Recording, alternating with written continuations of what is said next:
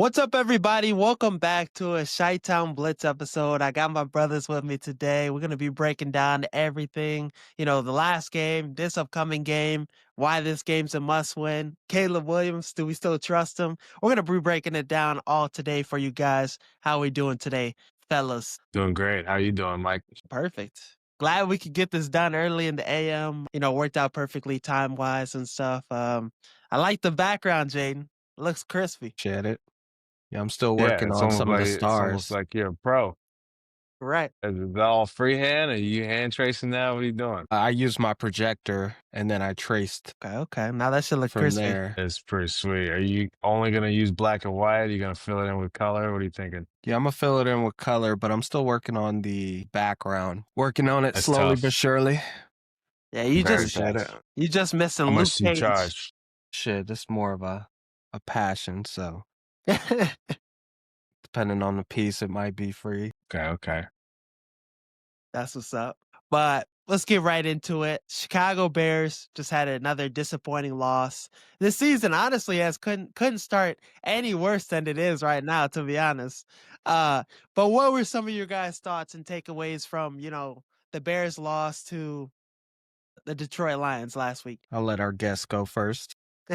Yeah, I'll start. It's just disappointing. That's the one word that I point to. Just disappointing. We have anticipation going into the season, and you think we righted the ship with all of the key pieces we've added over the offseason. It's clearly not been enough. And the lack of leadership is really what gets me. It seems like there's absolutely no vocal leader on the defense. And if Caleb is being a leader on the offense, I'm not really seeing it. So that's my biggest takeaway. It's just no leadership. When you turn on the film, and I watched the film, there's just too many pieces where there's lack of effort and the penalties. I mean, that's just, if you want to point towards any key deciding factor, whether a team is good or whether a team can get you over the hump, you look at penalties. And when we have 100 plus yards worth of penalties at the end of each game, it's just, you can't win games like that. Yeah, and every drive we are finding a little bit of success, and we're getting stalled. A Darnell Wright offsides, or we got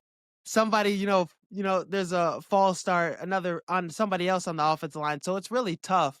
We're really kicking ourselves in the foot. And I honestly thought that shit was gonna be gone with Ben Johnson, but we're seeing that shit continue to rile up, even with Ben Johnson. I want to be patient too, because Ben Johnson's the new coach and he's implementing a brand new offensive system. You would like to think things like penalties are going to get fixed in preseason and training camp. But I guess as a fan, you just got to be patient. It's just hard being a Bears fan. You've waited so long. Here we are at another season. It feels like we're starting from ground zero. We're starting from below zero. And maybe that's what it is. Caleb just doesn't look like he's playing on time. Even though last game didn't look all that bad, he still has a lot of plays where it looks like he's just not going through his right progression. He's not playing on time. He looks like he has zero pocket presence. And we just got to find a way to get to a place where everybody's everybody's going in the same direction. It's clearly not happening right now. Yeah, I would say my biggest disappointment is the defensive line. Like, we acquired two new guys thinking it was going to help, and we were unable to get any pressure on Jared Goff, and we now have the worst ranked defense in the league in terms of points allowed. Yeah, it's crazy. And we've given up 72 points in 5 quarters. Yeah. 20, So yeah, we got to get 21 that and shit figured out. Yeah. It's like, yeah, Dio Dangbo, he had a sack week 1 against the Vikings. Sweat, though, like, he's been graded pretty well by PFF, but he's almost been like a non-factor in every game from that I've seen. I haven't seen him make too much noise. Defensively, I think the biggest disappointment for me is definitely the DBs. It looked like you had to figure out what Tyreek Stevenson was doing last week. I really don't understand how he got beat that bad in a lot of scenarios. Deshaun Wright, I think he's a playmaker, but he lacks fundamentals. And I'm only basing that off 2 weeks of film. I haven't followed him most of his career. But, when you pick a guy up like that from free agency, there's typically a reason, this late in free agency at least, there's typically a reason why a lot of teams Yeah. aren't, jumping at the bit to have him on their roster, have a guy like that. I mean, he's 6'5", really He's big 6'5". corner. He's every bit, he might be every bit of 6'4", but I stood right next to the guy, and he was definitely 5 or 6 inches taller than me.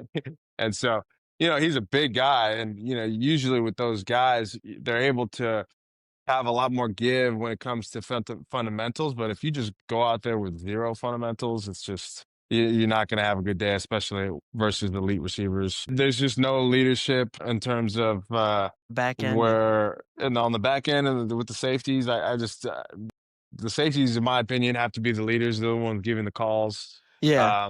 They're the ones who have to be the most physical. They play not only with the vocals, but they play with the physicality, and I just haven't seen it. Yeah, it's shit's sad, man. And looking at, Stevenson, he's damn near giving up a perfect passer rating when targeted. Ain't So no damn near. it's damn it is It perfect. is. It So And is I'm high on perfect. Stevenson. I really like yeah, him. I I think he love was Stevenson. really good. He was a really good I corner liked him his last year. rookie That's year. why I'm disappointed, because this past game, I don't think it's a good representation of how good he is. But it's just when your good players are not playing well, these are the results. Like, your good players have to show up. Like, if we have a lack of talent, overall across the board defensively, that's generally okay. Or it's not okay, but like, if we just lack certain things talent wise, we can at least show up physically.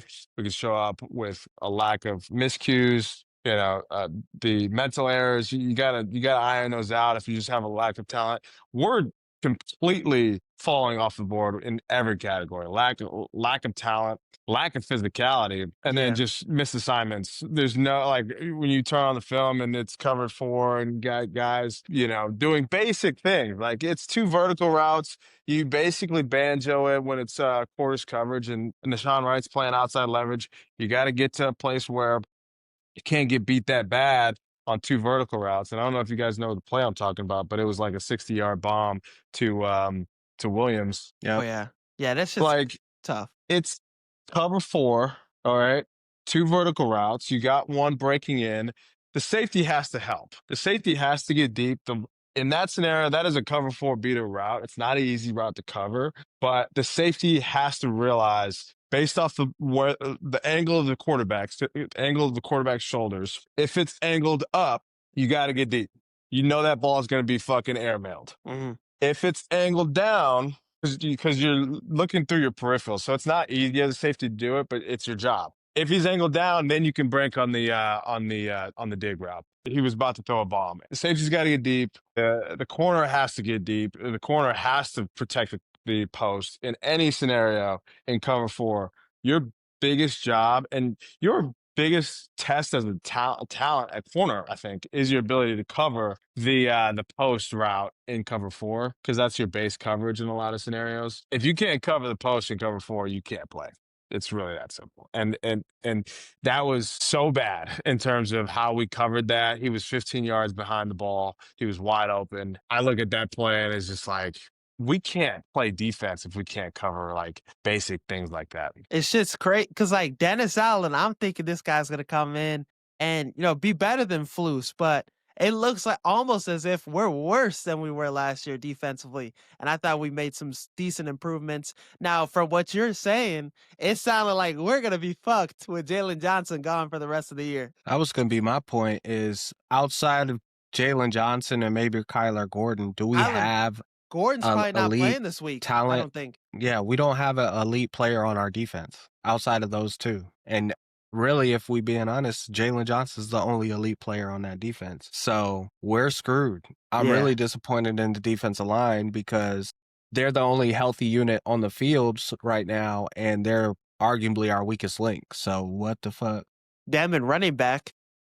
is really Yeah, it's a fall from grace too, because the only thing that the Bears have ever had was a good defense. I mean, over the past 20 years, that's one thing that you can say. At least we have a defense. At least the score is going to be low. I can't remember a time where we gave you up bet the 50 under if points. it's a Bears game traditionally. Yeah. Absolutely, yeah. And I can't remember I can't remember a time when we gave up 50 points. I know it's happened before, but It's been a while.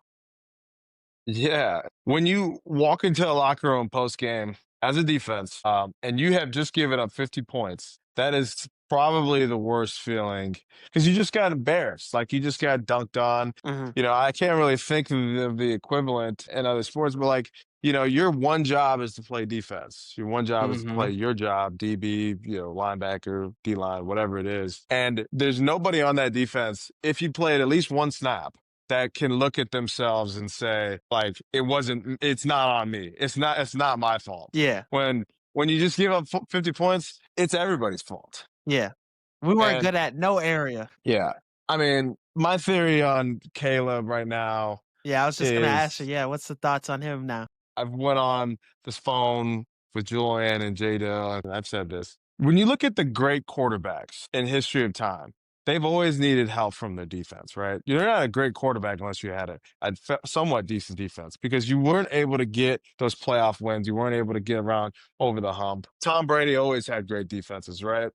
So it's fair to say that when you're looking at the legacy of a quarterback, your defense is highly reliant on your own legacy. The biggest test for Caleb is winning games. You have to win games. They don't care whether what the point spread was. They don't care if you lost by 50 points and you ended up putting up 3 touchdowns. You had 3 touchdown passes. Cool. Whatever. But you still lost by 50. You still lost the game. And so Caleb, whether or not he is still a Bear in 2 years or he's a Pro Bowler and ends up, being, one of the greatest quarterbacks ever, is highly reliant on his defense. And this when it comes back to leadership. Like I don't understand where we've lost in terms of leadership. Maybe he's just not the leader that we need.